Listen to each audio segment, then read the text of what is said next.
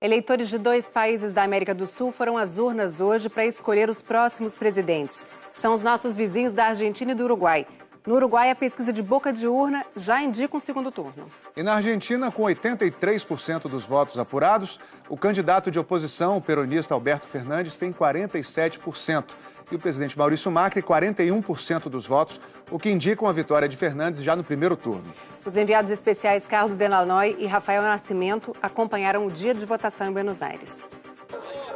Nas pesquisas, Alberto Fernandes aparecia como favorito.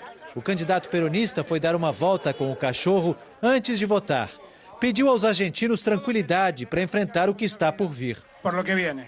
O presidente Maurício Macri, que fechou a semana em segundo nas pesquisas, votou ao lado da mulher. Afirmou que estavam em jogo 2 visões de futuro. Mas para muitos argentinos, os 2 candidatos representam visões de um passado que levou a uma profunda crise econômica. Desemprego, recessão, endividamento. Só este ano, a inflação dos alimentos chegou a 80%. E há previsão de retração de quase 3% da economia para este ano. O que mais nos preocupa é a dificuldade para chegar ao fim do mês e a corrupção, um problema reincidente na Argentina, disse Nicolás. Há muita desigualdade, está todo mundo insatisfeito. Fernandes tentou mostrar ao longo da campanha independência em relação à vice, Cristina Kirchner. Em 8 anos de governo, a ex-presidente Cristina Kirchner brigou com empresários, produtores rurais e imprensa. Fernandes, que foi chefe de gabinete dela, prometeu diálogo e um pacto nacional.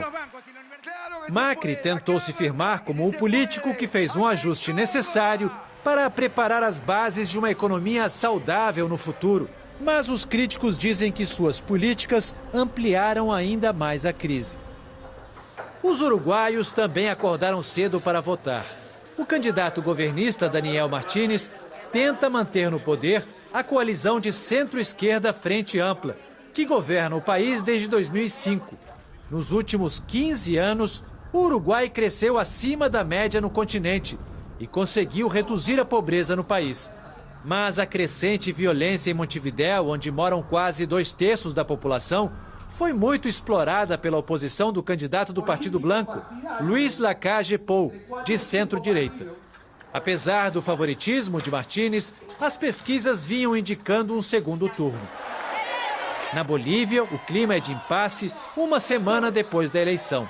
Na sexta-feira, o Tribunal Eleitoral anunciou a vitória de Evo Morales para um 4º mandato. Mas a oposição denuncia fraude na apuração. A Organização dos Estados Americanos, União Europeia, Estados Unidos, Argentina, Brasil e Colômbia exigiram a realização de um segundo turno. Evo Morales não dá sinais de que possa recuar. Disse que se a auditoria internacional confirmar fraude, aceita disputar o segundo turno. Em meio à incerteza, apoiadores do candidato derrotado, Carlos Mesa, ocupam as ruas para protestar. As últimas semanas têm indicado, segundo analistas políticos, um grau de insatisfação em parte da população de países da América do Sul. No Uruguai, com a violência, aqui na Argentina e na Bolívia, com a questão econômica, assim como no Chile, onde as manifestações de rua vêm jogando contra a parede o governo do presidente Sebastián Piñera. Sebastián Piñera decretou estado de emergência e colocou o exército nas ruas. Disse que o país estava em guerra. Um toque de recolher foi imposto. Mas os chilenos ampliaram a pauta de reivindicações e criticaram a repressão às manifestações, que deixaram milhares de detidos e 20 mortos. Entre eles, Alex, ex-marido e pai dos filhos da Natália. Bateram primeiro com o cacetete nas pernas e depois os policiais chutaram a cabeça dele. Todos os governos fizeram uma série de promessas. Ninguém fez a mudança. Então o povo chileno está cansado, disse ela. Piñera mudou de tom. Pediu perdão aos chilenos, anunciou medidas econômicas, suspendeu o toque de recolher e hoje revogou o estado de emergência. As manifestações continuam em várias partes do país.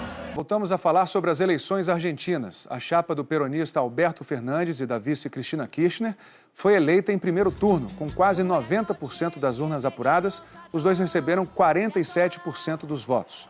O presidente Maurício Macri ficou em segundo com 41% até agora. A vantagem de Fernandes foi menor do que a projetada nas pesquisas de intenção de voto, mas não impediu a comemoração de milhares de argentinos no centro de Buenos Aires.